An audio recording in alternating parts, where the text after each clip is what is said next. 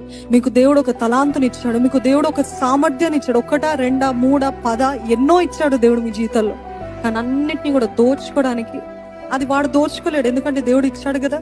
కానీ మీకు అబద్ధాలు చెప్పి మీ కాన్ఫిడెన్స్, మీ ధైర్యము, మీ నిశ్చయత మీలో నుండి తీసివేసిన తర్వాత మీరు అనుకుంటారు ఇది దేనికి పనికి వస్తుంది, నా జీవితమే సరిలేదు, నేనే సరిగ్గా లేను, నా జీవితం అంతా ఫెయిలియరే కదా, what use is this for me anyway అనే పరిస్థితిలో మీరన్నిటిని కూడా డిసేబుల్ చేసేస్తారు, పక్కన పెట్టేస్తారు.